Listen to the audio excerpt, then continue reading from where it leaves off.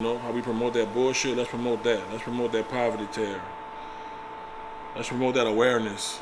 Like, cause he bringing awareness to people who don't have the information, and he doing it for free. How many niggas you know doing that?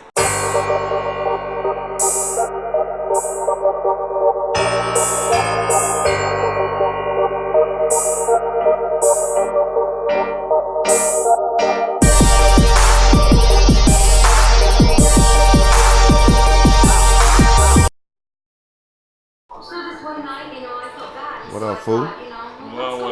It's cool and big dog. Where we at with it? Right now we are in Ghost Town. You know, what made you want to start cutting hair, bro? I just always did. I cut hair when I was a kid. You know, I started off cutting hair, cutting my friends' hair. It's just something I always done, pretty much. You know, so I was like 10 years old, 12 years old. So for me, it was always a hustle. You know, even when I was a kid, you know, I used to charge my friends $5 to cut their hair. So I was always going to school with money, so I just knew like this is a good hustle. You know what I'm saying? Aside to other hustles, it's a good one. You know what I'm saying? It's an honest one. You know, Yeah. it also enables you to meet a lot of people and create a lot of connections and build real relationships with people. You know. Well, you know, Poverty Tale is a platform where I'm trying to bring awareness to people that's just trying to make it in the struggle, you know. Okay. I really don't interview people who have massive success. I interview people who like in the trenches. Right. Like still like on their way to success. Right. So like that's one of the reasons why I wanted to interview you, bro, because I know a lot of people know you. Right. And I know you probably inspire a lot of people, bro, just telling your story about what you do. Right. So that's why I want to just link with you, bro. Right. Yeah, man. All right. So I guess where you want to start? Like, hey, man, just wherever, bro. You know, you say you've been cutting hair. like we're encouraging people like how to become successful from scratch. Nah, we just pretty much telling your story, bro. You know what I'm saying, about how you got from there to right now. You know what I'm saying? Just treating people the way I wanted to be treated. I mean, I evaluated the way I wanted to be treated, so I incorporated that into the way I treat people. You know what I mean? So I understand like respect and honesty and integrity, and I treat people like that. So it's like it's reciprocated because you know everybody is not going to appreciate you. Of course, they got some screwed up people in this world, but for the most part, people appreciate when you treat them right. You know what I mean? And if you treat people right, 9 times out of 10, they'll treat you right. So I incorporate a different business model in the way I do business. Like, I don't look at my clients as clients. I look at them as friends, you know? So, like, it enables me to treat them better, you know? Because I'm not looking at you as a hustle, you know what I'm saying? So, if you're my client and this is an example, if you're my client and you bring me another client, I give you a free haircut.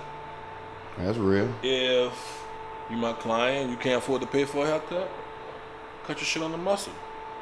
You know, it's all about how you treat people. And 9 times out of 10, they come back, you know? Everybody won't appreciate you, but for the most part, if you treat people the way you want to be treated, it should transcend on some level. You know? Right. So for the person that's at home that want to get into cutting hair, man, like where should he start? He should probably start by just grabbing some clippers and cutting hair. Right. Is it a certain type of clippers, or it can be some clippers from Walmart, or? I mean, you get what you pay for, just like anything. You know, if you want a well-built machine, you probably need to buy a BMW. But I mean, you can also buy a Kia Soul to get you where you need to go. It just depends, you know what I mean? Right. But I think the emphasis should be put on having the people willing to let you cut their hair. Right. You know? So you find like your uncle who got a bald head, who wear a bald head, and just let him know, look, before you shave your head, bald, let me try my fade game on you. And then, you know, get a little practice, and then after I finish, we'll just bald your head. So that way, you can't mess nobody up, you know what I mean? So, and then if you can't find people like that, then you can always buy like mannequins and practice on mannequins. You can always find females who have kids. like your nephews, nieces, cousins, and just start practicing. Right. Because it's not for everybody. You know what I'm saying? Right.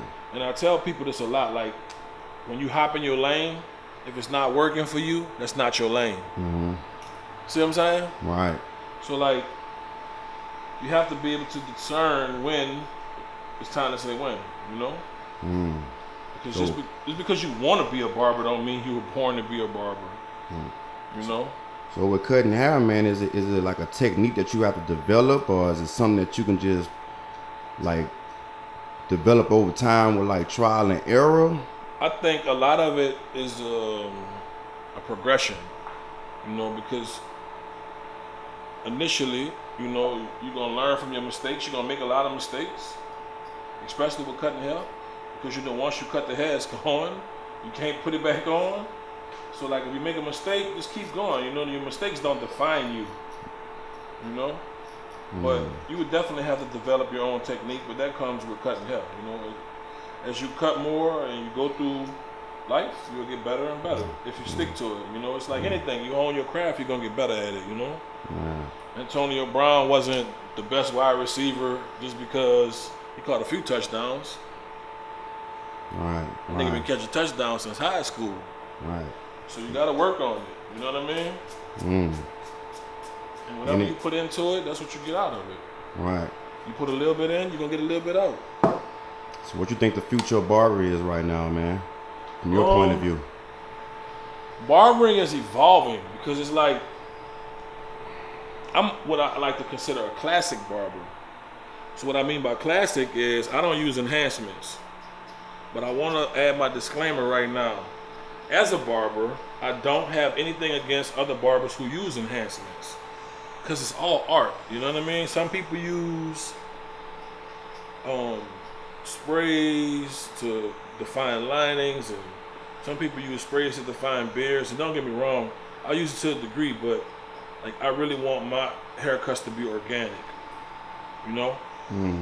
So again, it's evolving. So there's like some really talented people in this world barbering, like Smash the World, Wayne the Doctor, and these guys are really talented, you know what I'm saying? So it's just all about what you prefer, what's your preference, you know? But it's just like anything, you know, they got really good people and they got really horrible people that cut hair. So for people who don't know, man, you got a Facebook, Instagram for anybody that want to, you know, get in contact with you? Yeah, I'm gonna just give you the links, and you can just put them in the link box below. Right. Do you ever go to the Atlanta Hair Show? Never. Why not? I mean, I'm just not interested. Like, you know, I have my own space I exist in, and I don't need that. You know what I mean? Like, it's cool, but I really feel like the hair show is for people who are interested in developing like products and selling products, you know, because that's what like hair shows are for, really. Right. It's like, so for the barber at home who might not know, is it a difference between cutting at home or cutting at a shop? Is it a major difference? It's a big difference because, you know, at home you can pretty much do whatever you want. You're in your own space. Right. And when you're working in a shop environment, you know, you have to have like the ability to discern when to be respectful, when to not use profanity, what to put on the radio when the old people come in, you know, how to treat kids when they come in, like. So yeah, it's a different etiquette, you know, in the shop. Of course, you got to pay attention to like those little things. And then if it's not your shop, then you're probably gonna have like the owner of the shop putting rules in place, you know. What is your message to the youth if you had one? I don't know. I guess if I could say anything to the youth, it would be to do your own research. You know what I mean? Don't believe people just because they say it and it sound good. You know? I know a lot of dudes who done got caught up just listening to other niggas. Man, you can beat that, get a lawyer. Or you can do this and you can do that. Like, stop listening to niggas. Do your own fucking research. You know what I mean? And that's gonna keep you out of a lot of bullshit, a lot of trouble, because like a lot of the youth are being lied to right now. They listen to these rappers, and I've got nothing against rappers, you know what I'm saying? But that shit don't work for everybody. do your own research. You know, and if you're not in a position to do some research, pay attention. Like, what's going on around you? Because a lot of niggas lying to you. They're lying. Them niggas don't want to do this shit, so they lie to you and try to convince you to do it. And then you end up in the penitentiary for forever wearing. Now that's real. And these niggas still out here convincing other niggas to do stupid shit. So my thing is, just don't let no nigga convince you to do something that your mama can't get you back from, nigga. Real shit. Cause your mama ain't gonna be in there with you. And she ain't gonna be able to get you back. And white folks gonna hide you. They gonna put you somewhere where nobody can find you. So, I mean, that's my message. Like, let's stop allowing these people to do us this. That's real. If we're able to do it, it's because we're not aware. That's so real. just be aware, man. Open your eyes, bro. These people trying to get rid of us. Alright, so.